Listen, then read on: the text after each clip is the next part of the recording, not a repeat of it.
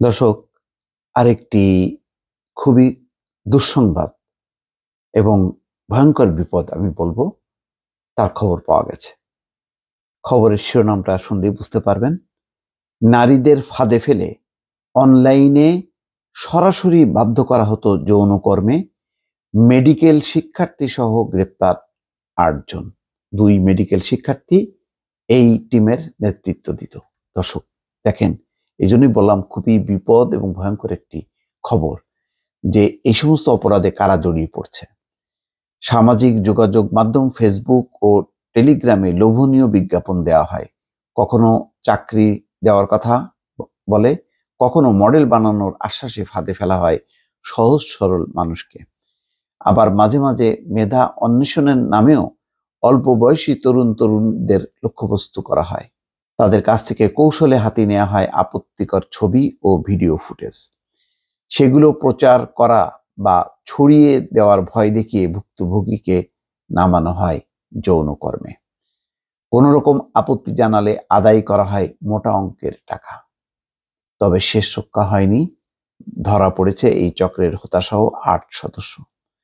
গত ২৫শে জুন দেশের বিভিন্ন স্থানে অভিযান চালিয়ে তাদের গ্রেপ্তার করা হয়েছে বলে সংবাদ বিজ্ঞপ্তিতে জানিয়েছে পুলিশের অপরাধ তদন্ত শাখা সিআইডি।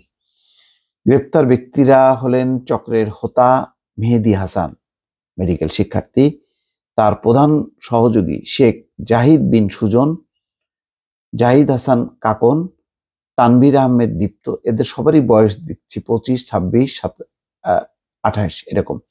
সৈয়দ হাসিবুর রহমান, শাহাদাত আল মুইজ, সুস্মিতা আক্তার পপি ২৭ এবং নাইনা ইসলাম।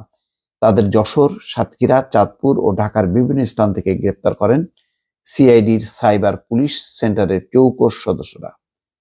সিআইডি জানায়, একটি মামলা তদন্ত করতে গিয়ে ভয়ঙ্কর এই চক্রের সন্ধান পায় তারা। মেডিকেল শিক্ষার্থী মেহেদী ও তার খালাতো ভাই সুজন মিলে চক্রটি গড়ে তুলেছিলেন। চিকিৎসা বিদ্যার আড়ালে অল্প বয়সী তরুণীদের ফাঁদে ফেলে যৌন নির্যাতনের পাশাপাশি আপত্তিকর ভিডিও তৈরি করতেন তারা। এসব ভিডিও এবং ছবি টেলিগ্রাম, হোয়াটসঅ্যাপ ও মেসেঞ্জারে বিভিন্ন জনের কাছে বিক্রি করে এবং ভুক্তভোগীদের নানাভাবে যৌনকর্মে নামিয়ে তারা গত ৭ বছরে শতাধিক কোটি টাকা কামিয়েছে। চিন্তা করেন, মানে এই অপরাধ করেও তারা শত কোটি টাকা কামিয়েছে। যেভাবে কাজটি করত চক্রটি, আচ্ছা, ফেসবুক সহ বিভিন্ন সামাজিক মাধ্যমে লোভনীয় বিজ্ঞাপন দেখে যারা যোগাযোগ করতেন তাদের নিয়ে টেলিগ্রামে গ্রুপ খুলতেন। এরপর তাদের সঙ্গে সুসম্পর্ক গড়ে তুলে বিদেশি গ্রাহকদের কাছে পাঠানোর কথা বলে মেয়েদের অন্তর্বাস পরিহিত ছবি হাতিয়ে নিতেন।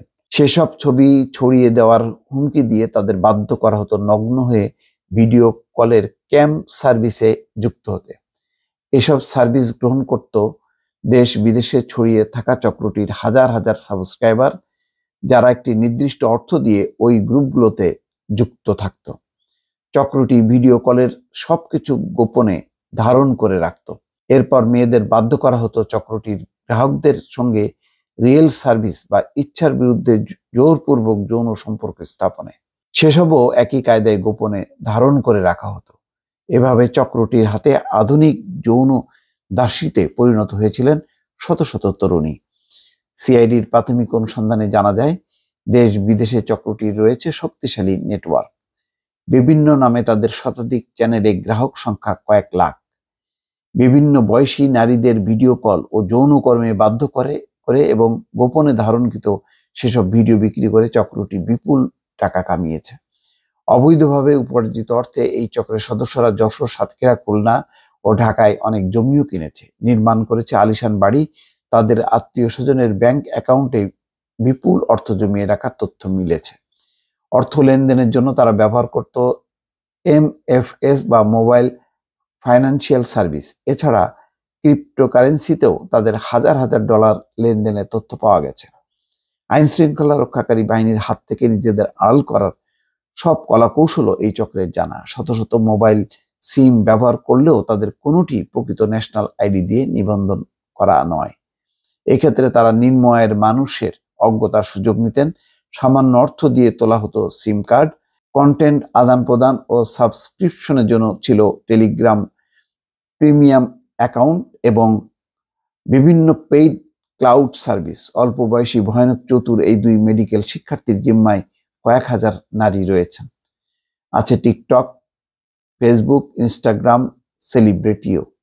অভিযুক্তদের মোবাইল ফোন এবং ল্যাপটপে গোপনে ধারণ করা প্রায় 10 লাখ বিবস্ত্র ছবি ও 20,000 ভিডিও পাওয়া গেছে। বিশাল কারবার। এই বর্ণনা যদি সবকিছু ঠিক হয়।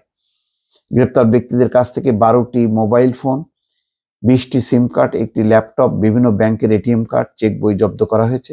তাদের বিরুদ্ধে ঢাকা মহানগর পুলিশের পল্টন থানায় পর্নোগ্রাফি আইন, পেনাল কোড ও সাইবার নিরাপত্তা আইনে মামলা করা হয়েছে। আসামিদের আদালতের মাধ্যমে কারাগারে পাঠানো হয়েছে। বড় একটি ঘটনা এটা। যদি এর বিস্তৃতি দেখেন, কত মানুষ যুক্ত, এবং এটার জানি না এর তদন্ত কোথায় যে শেষ হবে।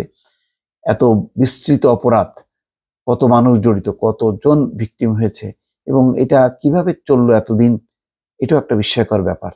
যে কিভাবে দিনের পর দিন এই ধরনের, যেহেতু প্ল্যাটফর্মটা, প্রতারণার প্ল্যাটফর্মটা অনেক বড়, সুতরাং লিক হয়ে যাওয়ার কথা অনেক আগেই।